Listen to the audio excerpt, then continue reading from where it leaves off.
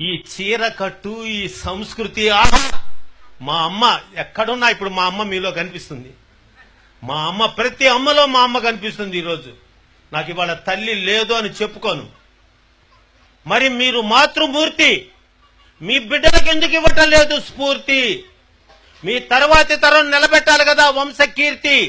మన సంస్కృతిని ఎందుకు చేయరు వ్యాప్తి? సార్ నేనేదో మాట్లాడుతాను అనుకోవద్దు, జాస్తి మాట్లాడకపోతే మీ వాళ్ళు నాకు చేస్తారు శాస్తి. మన సంస్కృతి మీరివ్వాలమ్మా ఆకృతి. స్త్రీ అంటేనే ప్రకృతి, స్త్రీ లేకపోతే మగవాడు వికృతి. స్త్రీ అనే పదం పవిత్రమైన అన్నమయ కృతి. మీరుంటేనే పనిచేస్తుంది మాకు మతి. స్త్రీయే సమాజానికి గతి. స్త్రీ ఉంటేనే అంతా పురోగతి, స్త్రీ లేకపోతే అధోగతి. అందుకే తాళి కట్టంగానే మీరు అయ్యారు శ్రీమతి. మరి మీరేమిస్తున్నారు బహుమతి? ఈ అన్న మాటకి ఇవ్వాలి మీరు ఆనతి, దానికి చెయ్యాలి మీరు ప్రణతి. అది చెప్పడానికి చేస్తున్న వేదిక మీద వినతి. మీ చిరునవ్వే కదమ్మా ఈ జగతి, లేకపోతే మేమంతా అయిపోతాం ఆహుతి. మీ బిడ్డలకి భారత భాగవత రామాయణాలు చెప్తున్నారా? ఇప్పుడు వచ్చారు ఎవరో ముసలమ్మలు వచ్చారు, ఎంత ఆనందపడ్డాను. ఆ బిడ్డలకు నాయనమ్మ అమ్మమ్మ ఉన్నారే. పెరిగిన ఫ్యాషన్లో వృద్ధాశ్రమాలలో కూర్చోబెట్టి పసిబిడ్డలకు చెప్పవలసిన పాఠాలన్నీ కూడా పక్కకు పోయి వాళ్ళ బాధల్ని వివరించడానికి ఒక అమ్మమ్మ నాయనమ్మ లేని ఈ ప్రపంచంలో ఎలా ఉంటుంది వాళ్ళ బ్రతుకు? మీరా పిల్లవాడు పాపం 6 గంటలకు వేకప్, 7 గంటలకు మేకప్, 8 గంటలకు రిక్షావాడు పికప్, ఇంకా స్కూల్లో ఆయమ్మే చెకప్, అమ్మగారికి సీరియల్ మీద థింకప్, ఇంకా పిల్లలు ఏదమ్మా లింకప్? మీకు మనసు మమత లేదమ్మా. వాడికి ఆ మొగలు రేకులు గుచ్చుతారా? ఒకరికి 2 ఉన్నారే. మీరు నాతి చరామి అంటిరే. మరి మీరు నాగినిలాగా బుస్సని కాటేస్తే ఎట్లమ్మా? మీరు నేర్పించాలి. ఇందాక ఒక పిల్లోడు మా పక్కన కూర్చున్నాడు. సార్ నిజంగా చిన్న పిల్లోడైనా వాడికి నమస్కారం చేయాలనుకున్నా. వాడు విశ్వనాథరామ పద్యాలు చెప్పాడు సార్. I never expected. నేను ఊహించలా. ఆ బిడ్డ 2 పద్యాలు చెప్తే పరవశించిపోయా. చేత వెన్న ముద్ద చెంగల్వ పూదండ బంగారు మొలతాడు పట్టుగట్టి. ఏవే పద్యాలు? తమ తమ నెలవులు తప్పిన తమ మిత్రుల శత్రువులౌట తథ్యము సుమతి. తెప్పలుగా చెరువు నిండిన కప్పలు 10,000 చేరు గదరా సుమతి. హేమంబు కూడబెట్టిన భూమిశల పాలు అవు భువిలో సుమతి. చీమలు పెట్టిన పుట్టలు పాములు కెరుకైనట్లు పామరునుందగాని ఎవరు చెప్తున్నారు? ఎక్కడ మాట్లాడుతున్నారు? భారత భాగవత రామాయణాల ఔపోసన, అది హిందూ సాంప్రదాయ ఆరాధన. నేటి బిడ్డలకు లేదని ఆవేదన. మరి మీరు అందరూ అర్థం చేసుకోరే నా వేదన. పసిబిడ్డకు చేయాలి బోధన, దాని మీద చేయాలి సాధన. అప్పుడు తెలుస్తుంది తల్లిదండ్రుల యొక్క ఆస్వాదన. అది వాళ్ళకు సరి అయినటువంటి లాలన. అప్పుడు ఉంటుంది వాళ్ళ పాలన.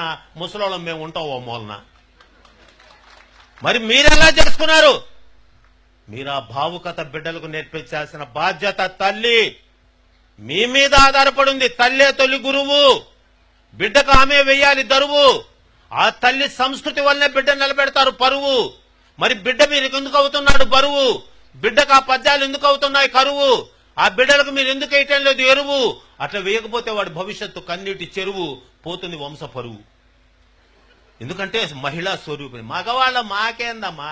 ఒక్క శ్రీరామనవమి, ఒక్క వినాయక చవితి, ఒక్క కృష్ణాష్టమి.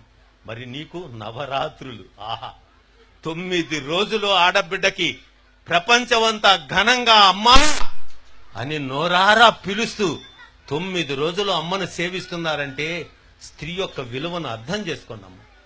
మేము స్వామి పాత సినిమాలు చూసి మేము మారాం. పాండురంగ మహోత్సవం సినిమాకి వెళ్ళే స్వామి. ఆ పుండరీకుడు అర్ధరాత్రి పూట తల్లిదండ్రులను దొంగని చేసి ఇంటి నుంచి తరివేస్తే కాముకుడై కళ్ళు మూసుకోపోయి గంగా యమున సరస్వతిని అవమానిస్తే మునీశ్వరుని కాళ్లతో కొట్టబోతే 2 కాళ్లు పోయినప్పుడు మునీశ్వరుడు చెప్పాడు, నీ తల్లిదండ్రులు ఆశీర్వదిస్తేనే నీ కాళ్ళు వస్తాయి. అప్పుడు అన్నా రామారావు గారు, మారిపోతినమ్మా నా గతి నెరిగితినమ్మా, మీ మాట దాటనమ్మ ఒక మారు కనరమ్మా, మాతా పిత పాద సేవే మాధవ సేవేయని మరువనమ్మా, నన్ను మన్నింపగరారమ్మా అమ్మా అమ్మా. 7వ తరగతి చదువుతున్నా, థియేటర్లో పెద్దగా ఏడ్చేశాను. ఆ రోజే ప్రణామం చేసుకున్నా, నేను పెరిగి పెద్ద నా తల్లిదండ్రులకు సేవ చేసుకోవాలి. చేసుకున్నా. అయితే నేను సేవ చేశానంటే అది సొంత డబ్బు అవుతుంది. నా ఇల్లాలు పక్క నుండి అత్తగారిని అమ్మగారిగా చూసుకొని సేవ చేసి ఆమె కనుమరుగైనా ఇప్పటికీ కన్నీళ్లు పెట్టుకొని అత్తయ్య వెళ్ళిపోయావన్న ఇల్లాలని తీసుకొని వచ్చి నాకు కట్టబెట్టింది కూడా అమ్మ, స్త్రీయే.